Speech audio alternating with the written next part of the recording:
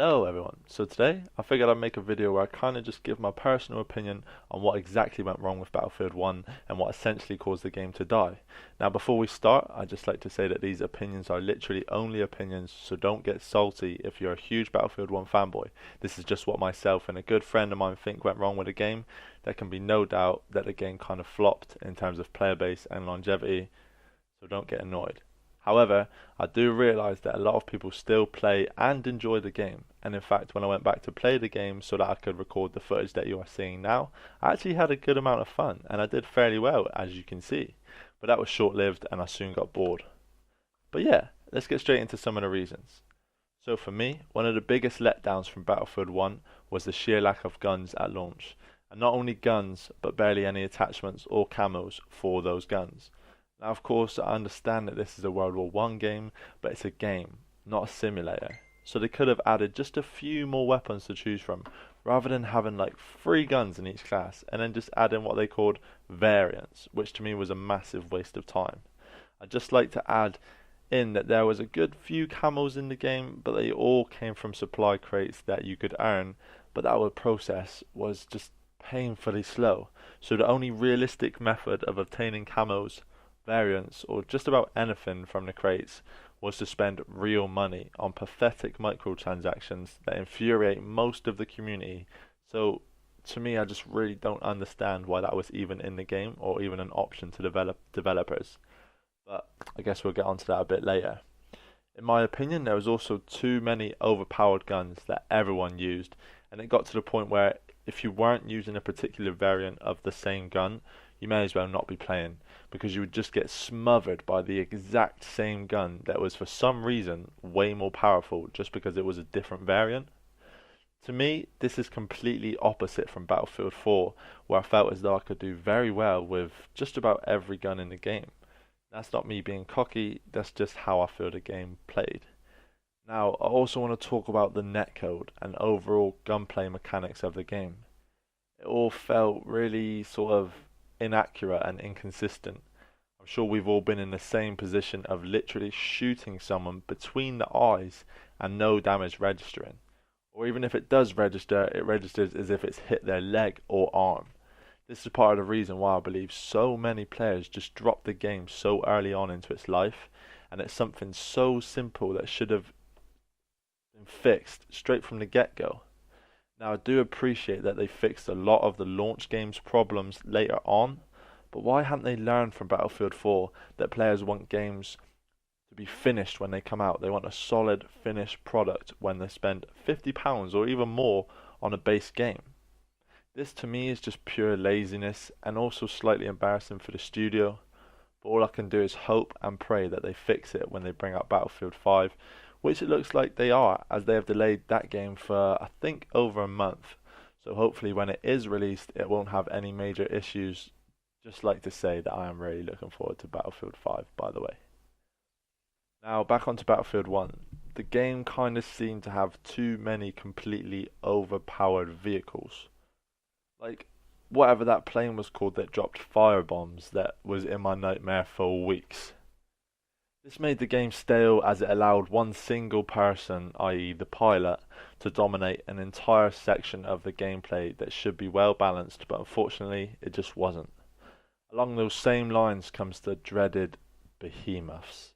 Like, in all honesty, Dice, what the fuck are they for? In my opinion, there was just simply no need for them to be in the game at all. Maybe if there was a separate game mode where behemoths existed, I wouldn't be too bothered, but when they come out and just dominate the rest of the match, it becomes pretty annoying, and believe me, I abused them as much as everyone else, but I also understood that they were just completely aids. I've been on the other end of that, the receiving end, one too many times, and there's just no words. But I digress. I'd quickly like to mention what seemed to me like a lack of progression almost. I know the game had challenges and medals and also your normal level progression, but I felt like it just lacked that extra sort of something. Now, like in BF4, for example, they had the whole Shadow Phantom project, whatever that was called, and that was just insane. That made me keep playing the game for hours and hours, and me and my friends all had so much fun trying to do all these challenges and reading all the forums. But for me, there just simply wasn't enough things to work to or aim for in Battlefield 1, which just eventually made the game kind of stale and fairly boring. Um, Along the same boring note comes the very large and fairly unimaginative map design.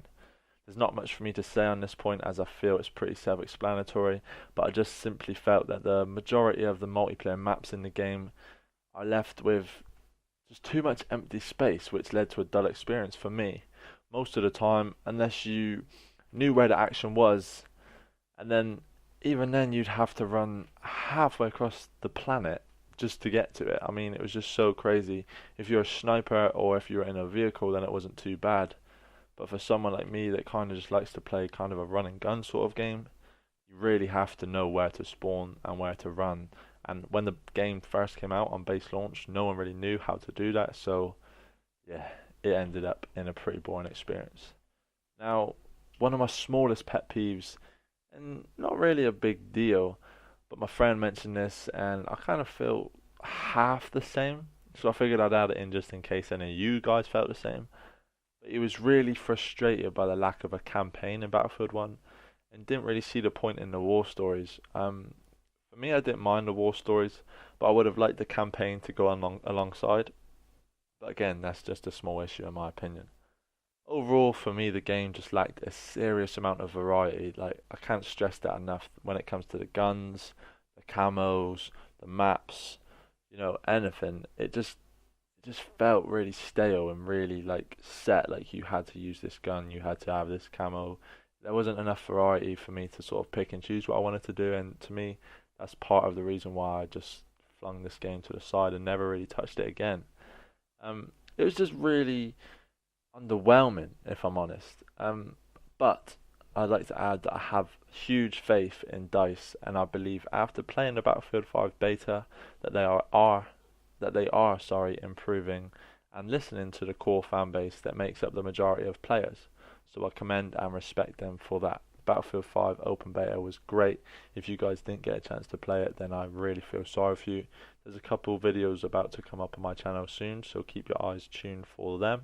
But yeah, that's all for this brief commentary, guys. I'd like to quickly thank my good friend TD Neutron, or Tom as some of you may know him, for his opinions that have been included in this video along with my own personal ones. He has his own channel with some great content, so I'll leave a link to that in the description for you all to check out if you're interested. But yeah, thank you all so much for watching. If you enjoyed this video and want to see more like it, then please be sure to leave a like and subscribe. If you didn't enjoy it, tell me why in the comments below. Be sure to also leave your opinions of Battlefield 1 in the comments below. I'm super intrigued to see what you guys think about the game and whether or not you agree or disagree with my opinions. But yeah, thank you all so much for watching, and I'll see you in the next one.